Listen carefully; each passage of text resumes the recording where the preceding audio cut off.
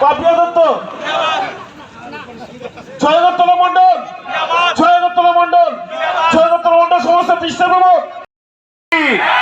ভারত মাতা কি, BJP, BJP, বন্দে। আমাদের প্রদেশ সভাপতি রাজীব ভট্টাচার্য মহোদয় আমাদের মহিলা মোর্চার সভানেত্রী বরণ করে নিচ্ছেন। আমাদের ভারত মাতা কি, বিজেপি, বিজেপি, বন্দে বন্দে। মুক্তি সূর্য করেছিলেন এই রাজ্যকে একদম বিশাল। ভারত মাতা কি, ভারত মাতা কি, বিপ্লব কুমার দেব মহোদয় উনি আজকে বিশেষভাবে বক্তব্য রাখবেন। তো আমি আমার বর্গকে বরণ করে নেওয়ার জন্য ইতিমধ্যে আমরা আমাদের মহোদয় ওনার জন্য একটা জোরে হাততালি বাজান। আছেন আমাদের মধ্যে আমাদের মন্ডল, আছেন আমাদের মধ্যে আমাদের কৃষ্ণ প্রমুখ ইনচার্জ ডিস্ট্রিক্ট কৃষ্ণ প্রমুখ সম্মেলন শেষ করব যতক্ষণ পর্যন্ত আমরা আজকে 22টা পরিবারের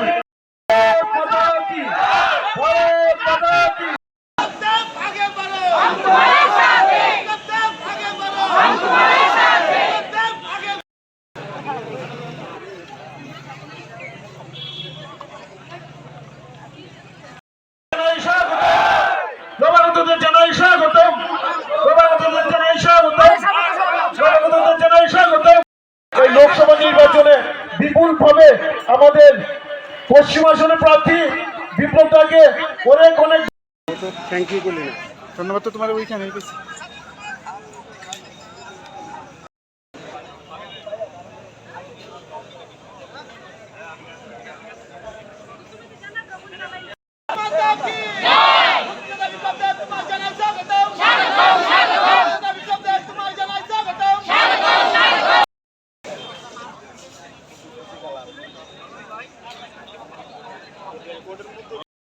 কামনা করে এবং মঞ্চে যারা যারা উপস্থিত আছেন, আমাদের সভাপতি আছেন, সম্বোধন প্রথমে করেনি, সভাপতি আছেন আমাদের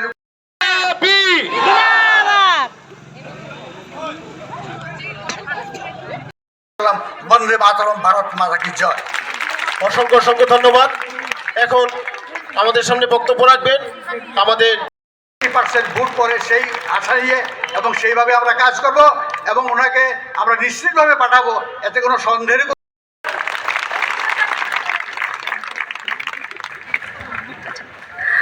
ভারত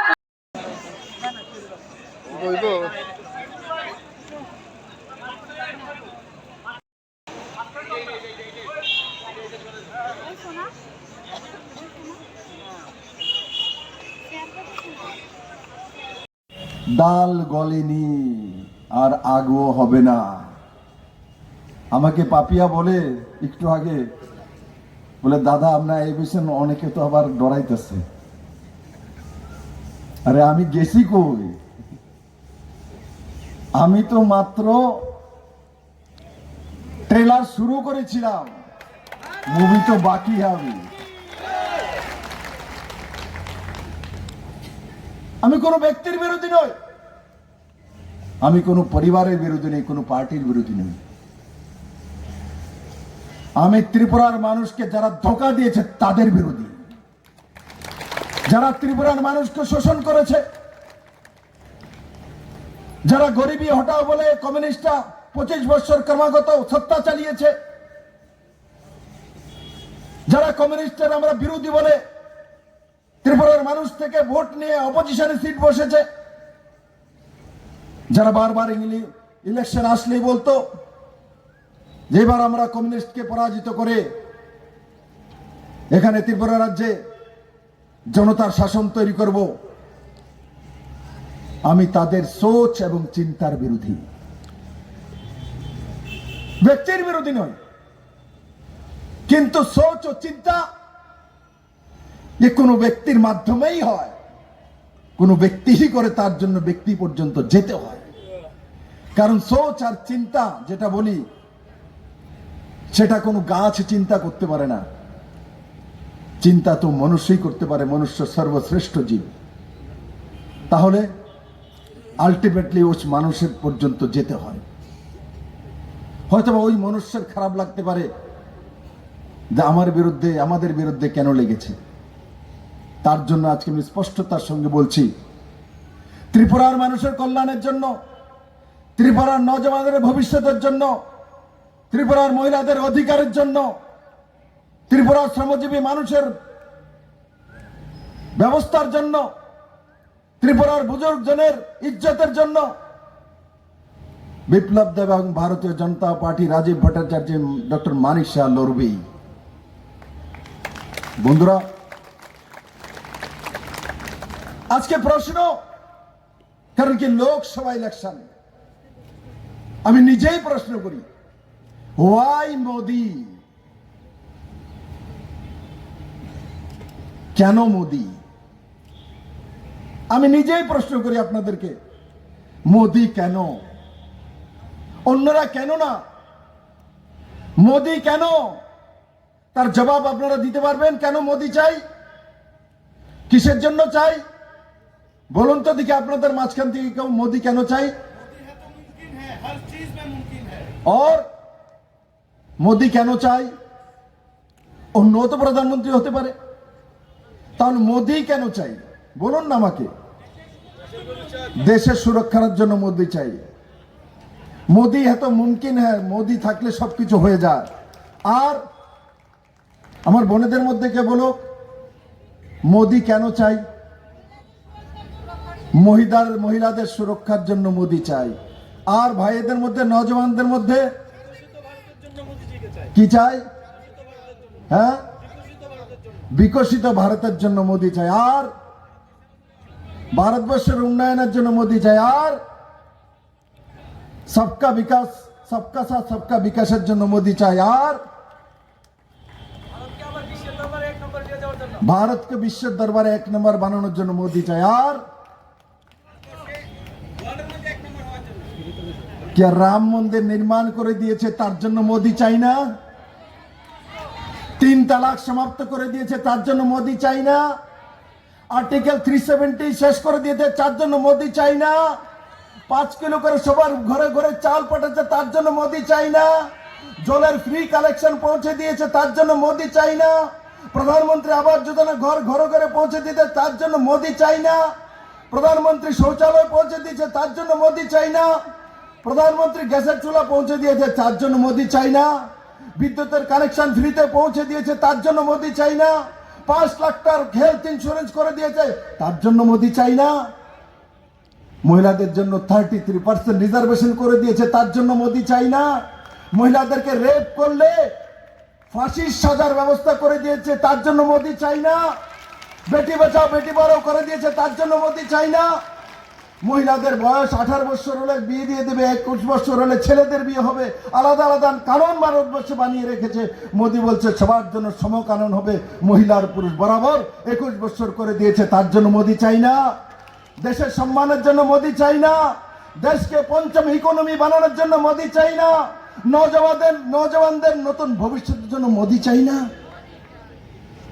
আরে আমি বলতে থাকলে লাগাতার বলতে থাকবো কেন মোদি চাই। আগরতলা ইন্টারন্যাশনাল এয়ারপোর্টের জন্য মোদি চাই না? ত্রিপুরাতে একটা মাত্র ন্যাশনাল হাইওয়ে ছিল, এখন 9টা ন্যাশনাল হাইওয়ে হয়ে গেছে, তার জন্য মোদি চাই না? ত্রিপুরাতে বিপ্লব দেবের মতো, রাজীব বাবুর মতো ছেলেদেরকে তৈরি করেছে তার জন্য মোদি চাই না? বিপ্লব দেব কোন নেতার ছেলে না, কারোর কোনো বিষয় নাই, কেউকে চেনে না বন্ধুরা। বিপ্লব দেবকে তৈরি করেছে ত্রিপুরার মানুষ। বিপ্লব দেবের একটাই পরিচয়, বিপ্লব দেবের বাবার নাম কি এখনো মানুষ জানে না, কিন্তু বিপ্লব দেব ত্রিপুরার মানুষ 41 লক্ষ ত্রিপুরাবাসী তৈরি করেছে। সারা ভারতবর্ষের মানুষ জানে যে বিপ্লব দেবের আবিষ্কার ত্রিপুরার মানুষ করেছে, ত্রিপুরার মহিলারা করেছে, ত্রিপুরার নৌজওয়ান ছেলে মেয়েরা করেছে, বুজুর্গজন বিপ্লব দেবকে প্রস্তুত করেছে। মেরে মিত্র বন্ধুরা, আমি যখন এখানে বসে দেখছিলাম তার মধ্যে একটা নতুন দৃশ্য আমি দেখেছি আজকে। কি দৃশ্য? অনেকগুলো খালি চেয়ার মাথায় করে নিয়ে এসছেন একজন লোক সামনে। আমি কার্যক্রম দেখি, বড় বড় জনসভায় আমি যাই, কার্যক্রমে আমি চেয়ার উঠাতে দেখি, কারণ পুরো ভরেনি, তার জন্য চেয়ার পেছন থেকে উঠাতে থাকে, সরিয়ে দেয়, মিডিয়ার ওরানা দেখে নেয়, তুলে নিয়ে বলবে দেখো পুরো সিট খালি। আজকে আমি ধন্য, 6 আগরতলাকে আমি ধন্যবাদ জানাই। আজকে আমি দেখেছি যে সামনে এনে চেয়ার বিছানো হচ্ছে, আর চেয়ারগুলো ভরেও গেছে, সবাই বসে গেছে, খালি নেই। এ থেকে প্রমাণিত হয় যে এবারের লোকসভা ইলেকশন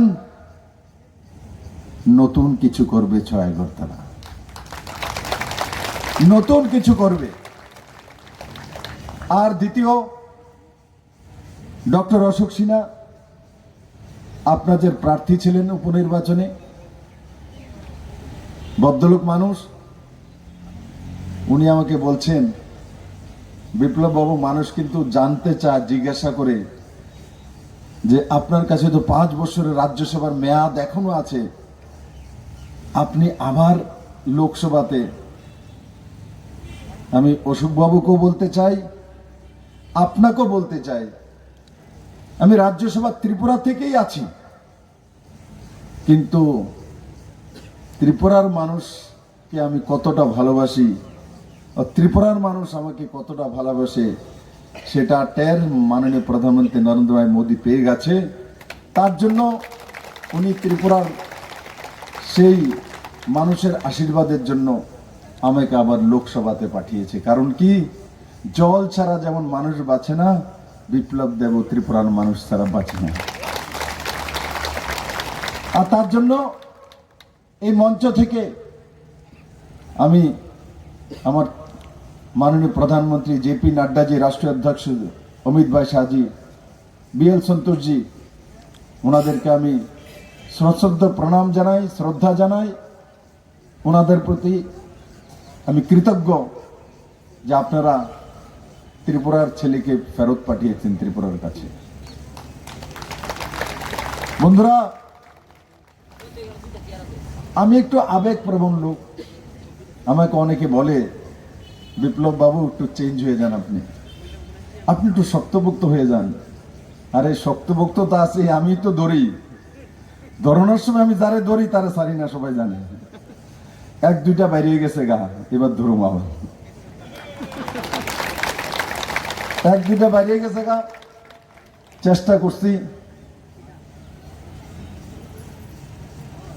অশোক বাবুর সময় চেষ্টা করেছি, একটা ভুল হয়ে গেছে, কার্যকর্তার এমন একটা কিছু ঘটনা হয়ে গেছে যেই কারণে ফাঁক দিয়ে বেড়ে গেছে। আমার তো মাথার ধরে রাত্রেবেলায় পেরে গেছে, আমি কি নাটকে জিততে গেছি। কিন্তু এবারও প্রস্তুত ছিলাম, কিন্তু আমি আগে বলবো না, 6 আগরতলার সঙ্গে নটঙ্কি আর করতে দেব না।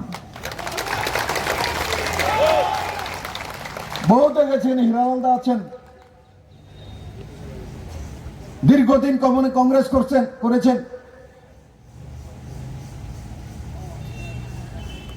আর এই কংগ্রেস করার কারণে আর্থিকভাবে হোক আর মানসিকভাবে হোক উনি সেবা করেছেন। কিন্তু তার বদলে কি আমাকে দেবনাথ বাবু বলতে পারে যে ওনার স্বপ্ন যেটা ছিল যে ত্রিপুরাতে কমিউনিস্ট পার্টির অবসান ঘটানো, সেটা কি সম্ভব হয়েছিল ওই নেতৃত্বের দ্বারা, ওই কংগ্রেসীদের দ্বারা? 2018 পরিবর্তন হয়েছে তো নরেন্দ্র ভাই মোদী, অমিত ভাই শাহর নেতৃত্বে ত্রিপুরাতে হয়েছে। আমার ছোট ছোট কার্যকর্তা, পৃষ্ঠা প্রমুখ এখানে যে দাঁড়িয়ে আছে, নজওয়ান ছেলে মেয়ে, সাধারণ ঘরের মানুষের কারণে হয়েছে, তাদের কারণে হয়নি, তাদের কারণে হয়নি। এই কমিউনিস্টকে বসিয়ে রাখার মূল মন্ত্র এদের কাছে ছিল। খাল কেটে কুমির কমিউনিস্ট এখানে এরাই এনেছিল।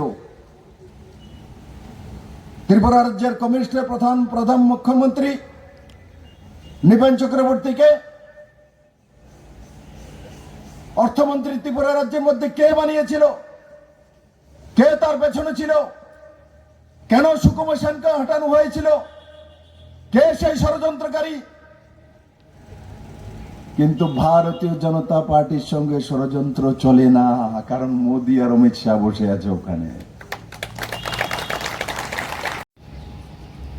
বিপ্লব 2018 তো দরকার ছিল, কারণ কমিউনিস্টরা বলতো বিপ্লব দীর্ঘজীবী হও, বিপ্লব দীর্ঘজীবী হও, আর বিপ্লব চলে এসেছিল।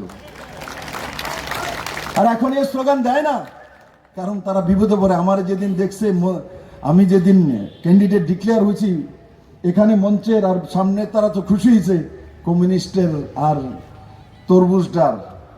তরমুজদার কমিউনিস্টের এদের ঘুম গেছে গা, জ্বর উঠে গেছে।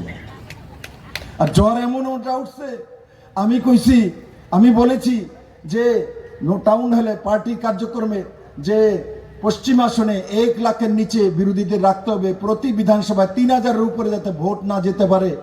আমার নামে নালিশ লিখছে চিফ ইলেকশন কমিশনের কাছে দিল্লিতে। বিপ্লব দেব এই কথা কইছে। আরে তো মোদিও তো কইছে এইবার 400 পার, আর কংগ্রেসকে 50-এর নিচে, ওন মোদির নামও লিখবো?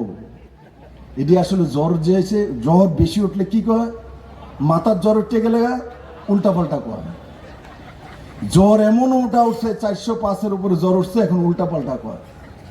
একটা কয় দুবাইয়ে টাকা গুনতাছে, আরে টাকার মান করছো, আমি রোজগার করছি থেকে গুনে বুঝে। প্রদ্যুতের লোকে ডিল হয়ে গেছে গা, আর দুবাইয়ে টাকা গেছে গা, ঘুমতাছে। আরেকটা কয় বিপ্লব দেব কেমনে কয়ে দিল আমরা 1 লাখের নিচে ভোট যাবো। বিপ্লব দেবকে তোমরা 10 লাখ ভোট দিব? বিপ্লব বিজেপি কার্যকর্তা, বিজেপির ক্যান্ডিডেট, তো বিপ্লব দেবের ভোট চাইবে না? নরেন্দ্র মোদীর জন্য ভোট চাইবে না? কি আজব দেশে গজব কাহিনী। এরা বলে ত্রিপুরাতে সরকার চালিয়েছে, 25 বছর এরা সরকার চালিয়েছে। সাংবাদিক বন্ধুরা তারা ফটো তুলছে বেবি, দেহ তাদের এই পুরনো ফটোটি বাইর করো তারা, যে এরা কেমন জীব আছিল যারা ত্রিপুরার মানুষের শাসন করছে। এই কারণে ত্রিপুরার মানুষের দুর্দশা হয়েছিল। আর আজকে মাননীয় প্রধানমন্ত্রী নরেন্দ্র মোদীর নেতৃত্বে ত্রিপুরাতে এক বিকাশমুখী সরকার তৈরি হয়েছে। আজকে ত্রিপুরাতে কেউ না খেয়ে মৃত্যু হয় না। কারণ কি, নরেন্দ্র মোদী সবার জন্য, গরিবদের জন্য 5 কিলো প্রতি ব্যক্তি চাউল মাসে ব্যবস্থা করে রেখেছেন। আগে কংগ্রেস কমিউনিস্টের যখন সরকার ছিল, ত্রিপুরাতে সব জায়গায় শোনা যেত এই কমিউনিস্টদের বয়ান কি ছিল? খাদ্য নেই, বস্ত্র নেই, অন্ন নেই, মা নাই, ফুলা নাই, মায়া নাই, বিয়া নাই, খাওয়া নাই, কেন্দ্র বঞ্চনা, কিচ্ছু দেয় না, কিচ্ছু করে না, কিচ্ছু পাইছি না, মানে সব নকারাত্মক স্লোগান। সবাইকে নমস্কার, আসসালামু আলাইকুম, যতনা কলুমকা। আজকের এই পৃষ্ঠা প্রমুখ সম্মেলন 6 আগরতলায়। আর আমি যখন মঞ্চে বসি তখন বসে বসে দেখতে থাকি কে কি করছে, কে কোথায় বসছে, কে কতবার উঠেছে, কে কোন দিক দিয়ে এসছে। কেউ যদি ভাবে দাদা মঞ্চে বসে আছে আর মঞ্চ থেকে দাদা অন্য কিছু চিন্তা করছে, এমন না। কি মঞ্চে বসার পর আমি সামনে গিয়ে পরে বক্তব্য কে দেব আপনাদের দেখে তারপরে আমি বক্তব্য দিই।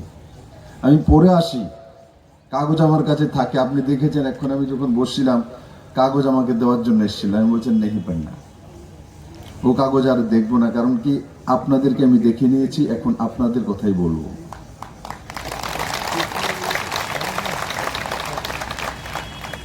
বন্ধুরা, আজকের এই পৃষ্ঠা প্রমুখ সম্মেলনে আমাদের মধ্যে রয়েছেন ত্রিপুরা রাজ্যের ভারতীয় জনতা পার্টির